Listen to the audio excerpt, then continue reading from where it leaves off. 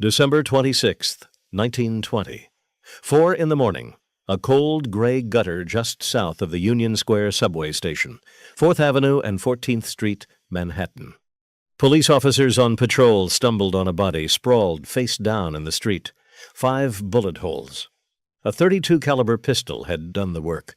1 slug through the hand, 1 through the elbow, 3 through the torso, including 1 straight through the heart. The dead man wore a fine Whitty Brothers suit, gold spectacles, and carried exactly $144 in his pocket.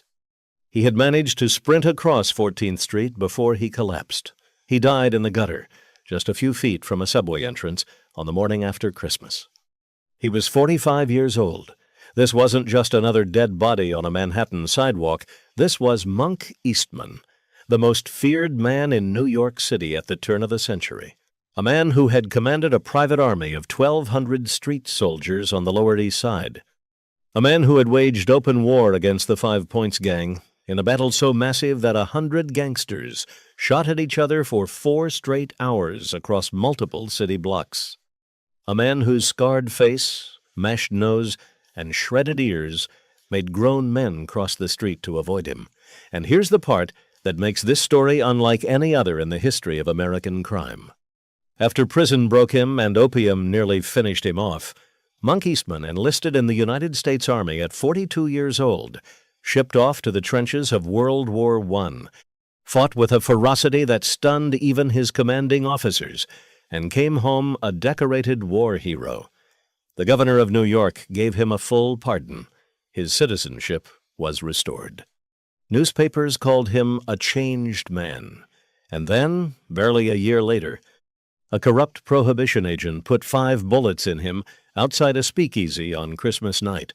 This is the story of how the last great gang boss of old New York fought 2 wars on 2 continents and lost them both.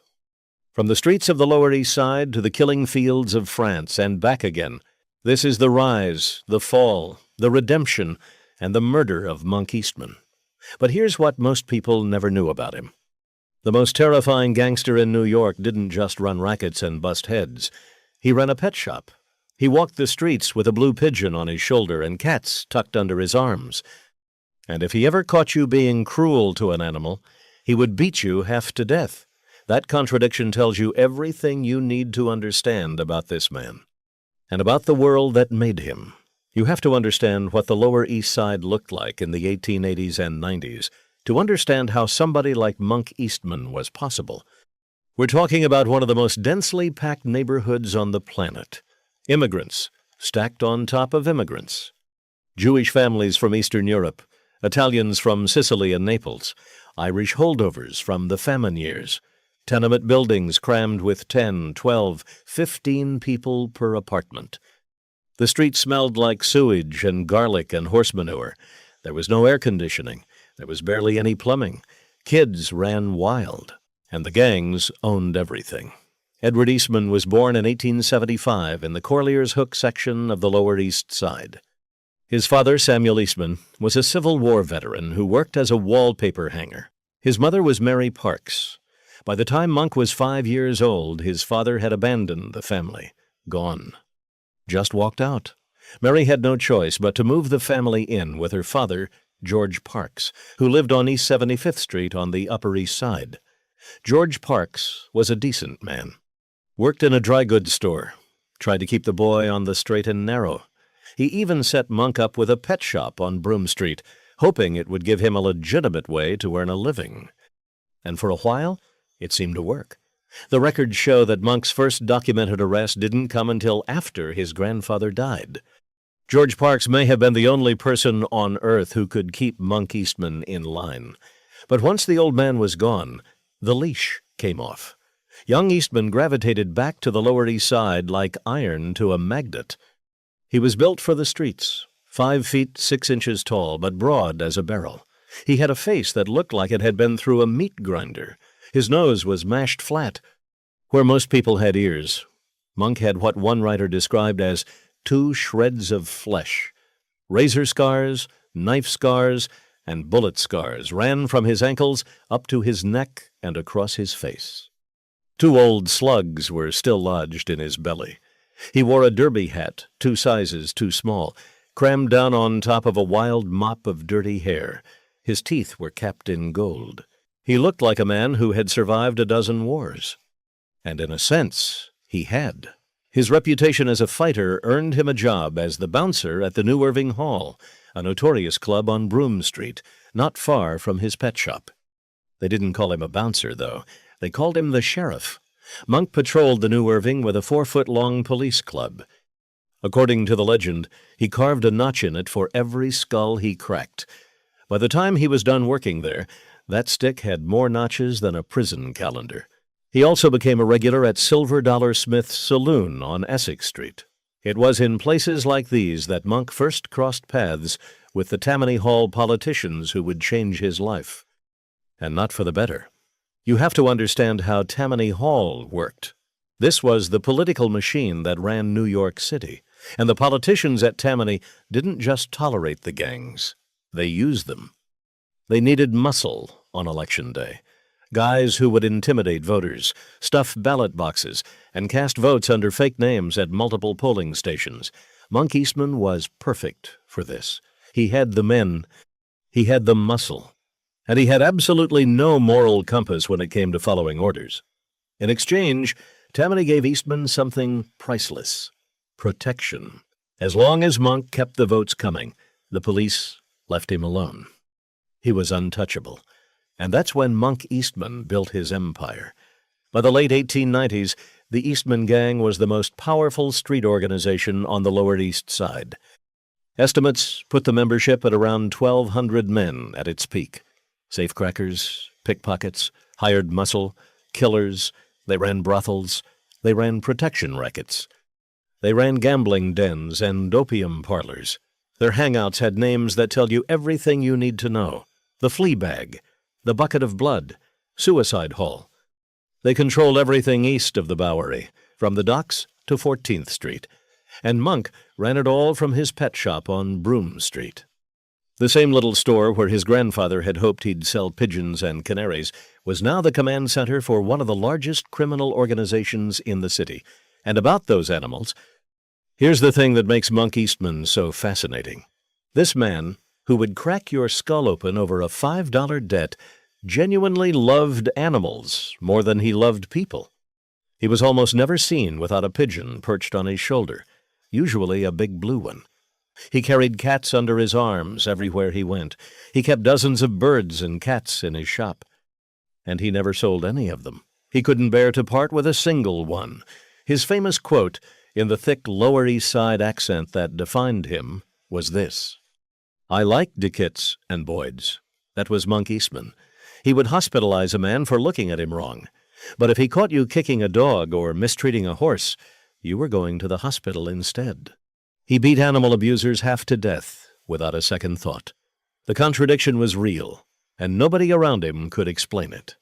Now, west of the Bowery, there was another army, the 5 Points Gang, run by a man named Paul Kelly. His real name was Paolo Antonio Vaccarelli, but he went by Paul Kelly because it sounded more American and less threatening to the politicians he worked with. Kelly was the opposite of Eastman in almost every way. Slim, well-dressed, charming.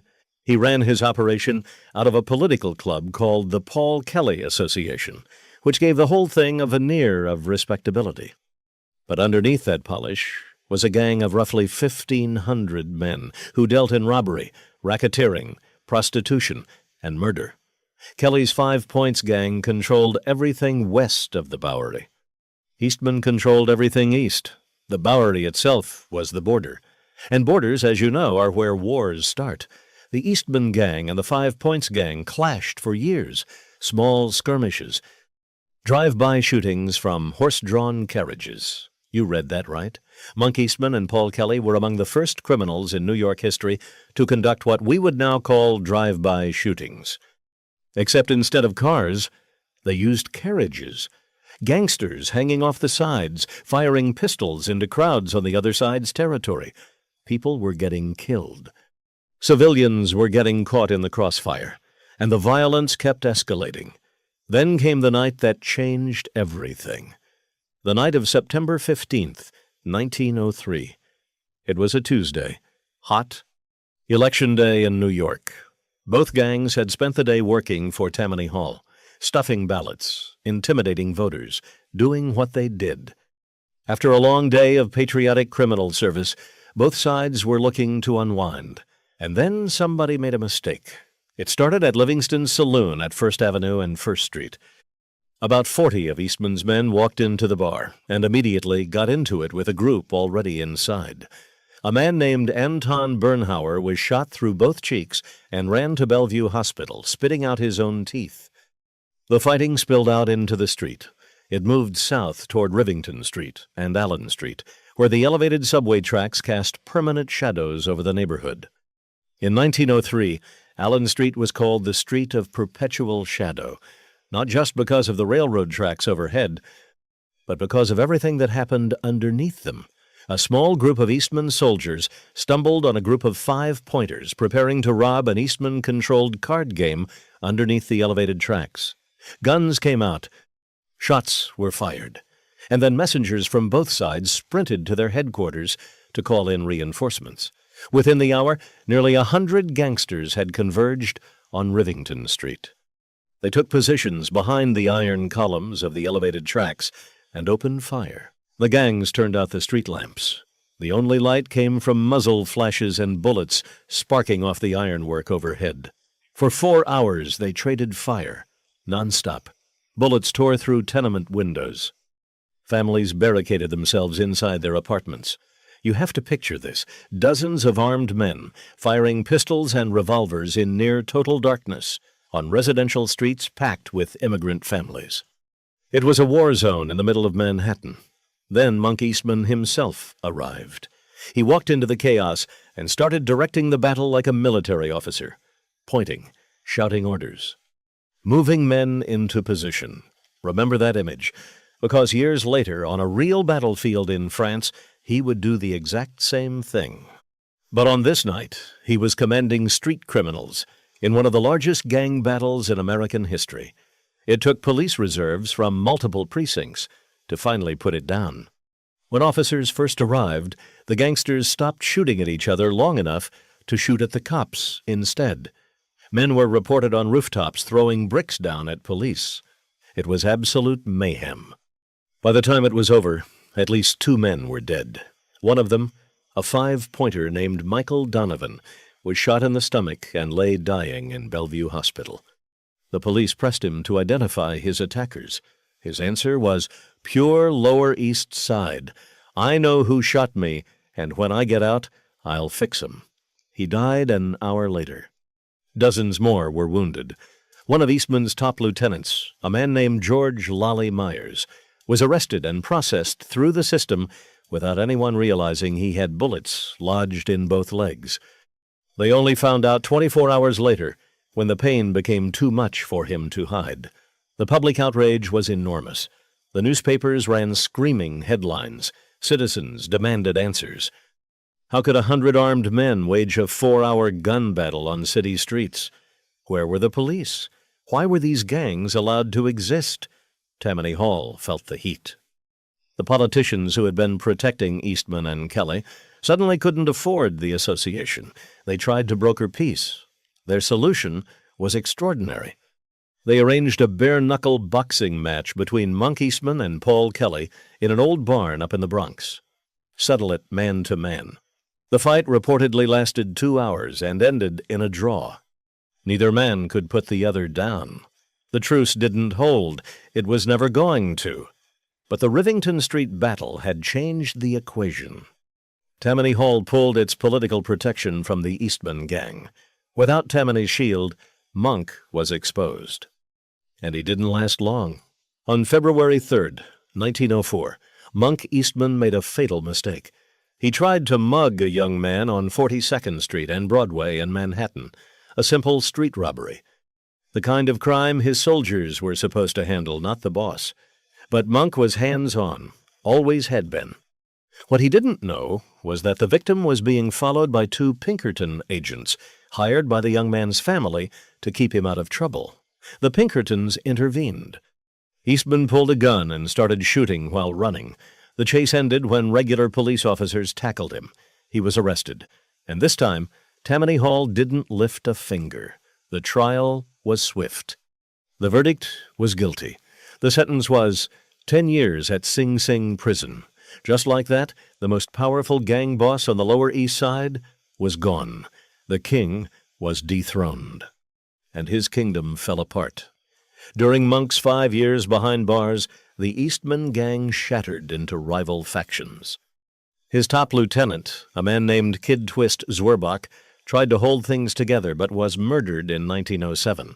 Other factions went to war with each other. By the time Eastman walked out of Sing Sing in 1909, there was nothing left to come back to. No gang, no territory, no army, no respect. The men who had once followed him wouldn't even return his calls. He was 44 years old, broken, irrelevant. What followed were some of the most pathetic years in the life of a man who had once ruled the streets. Monk reverted to petty theft. He became addicted to opium. He drifted from flophouse to flophouse. In May of 1912, he was arrested for manufacturing and using opium and sent back to Sing Sing for 8 months. In November of 1915, he was arrested under a fake name for stealing silver in Albany, New York.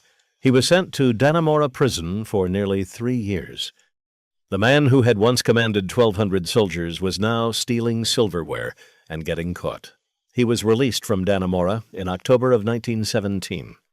The same month that American troops were shipping out to France, World War I was raging across Europe, and the United States had finally entered the fight.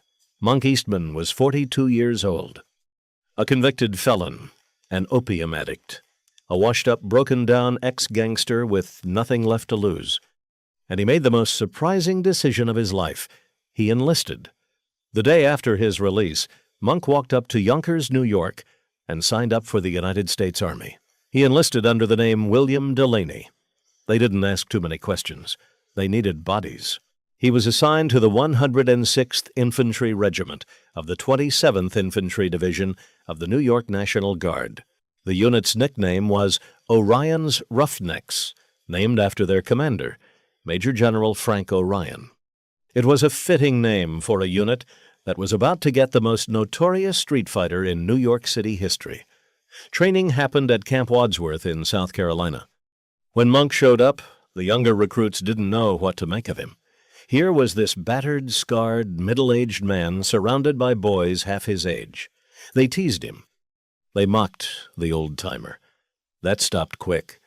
During basic training, Monk outran every single man in the unit. Younger, fitter, healthier soldiers couldn't keep up with him. The man who had spent decades fighting in Lower East Side alleys and surviving gunshots and stab wounds was in better shape than kids fresh out of high school. Then his identity came out. Someone recognized him. Word spread through the barracks. The old guy wasn't just some tough drifter. He was Monk Eastman, the Monk Eastman, the man who had commanded the biggest gang in New York, the man who had fought the Battle of Rivington Street. Suddenly the teasing turned to awe. The young soldiers were thrilled. They were going to war alongside the most dangerous brawler in the city's history. And Monk leaned into it. He started teaching his fellow soldiers what he called the Eastman School of no-holds-barred gutter fighting. Trench warfare wasn't so different from a street fight. Close quarters, chaos, no rules. Monk was built for it. They shipped out to France in 1918, and this is where the story of Monk Eastman becomes something extraordinary. Something that doesn't fit any template we have for gangsters or criminals or the men who lived by violence.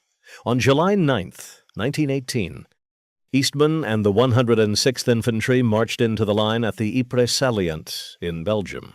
Their mission was to stop the advancing forces of Crown Prince Ruprecht of Bavaria. For days and nights, shells and shrapnel rained down on their position. Men were terrified. Men were dying.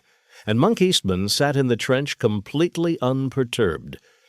When soldiers asked him how he could be so calm, his answer became legendary among the men of the 27th Division. He reportedly said he had already fought the Battle of New York. And that was worse. At night, Monk led forays into no man's land. He crawled through mud and barbed wire to scout enemy positions and, in his words, take scalps. When German Sturmtruppen nearly overran the trenches, the seasoned Bowery Alley fighter met the Kaiser's finest with his bare fists. He fought hand to hand in the mud and the darkness. And he won. During the assault on Wehrstraat Ridge, a heavily fortified German position, Eastman charged through machine gun fire and artillery. Bullets shredded his backpack. Shrapnel sliced through his leg. He kept going. He helped put an enemy machine gun out of commission despite being wounded. He was sent to a field hospital.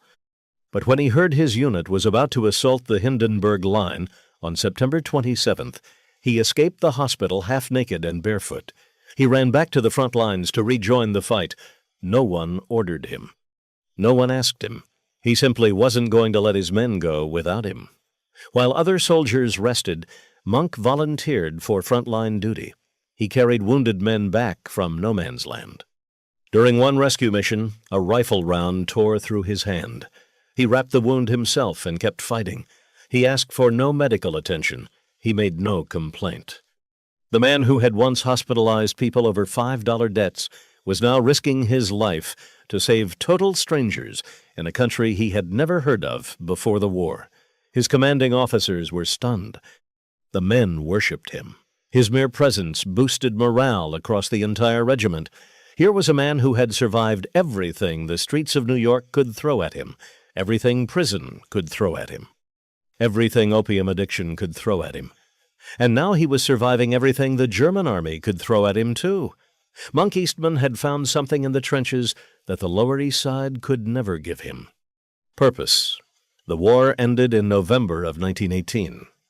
On March 25th, 1919, the 27th Division marched down Fifth Avenue in New York City as heroes. Thousands of people lined the streets. Flags waved, bands played, and somewhere in the ranks of the 106th Infantry, marching in step, was Monk Eastman, the gangster, the convict, the war hero. On May 8th, 1919, Governor Alfred E. Smith of New York signed a full pardon restoring Monk Eastman's citizenship and wiping his criminal record clean. Officers and soldiers from his unit had petitioned the governor personally. They told him what Monk had done in the trenches. They said he had earned it. And the governor, himself a Tammany Hall veteran, agreed. The newspapers celebrated.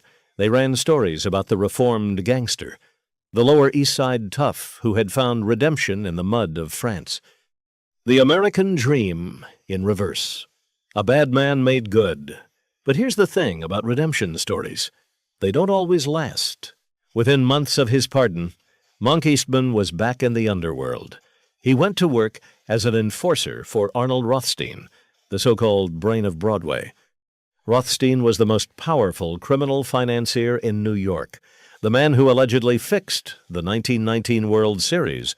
Monk was bootlegging for Rothstein, selling narcotics, running muscle.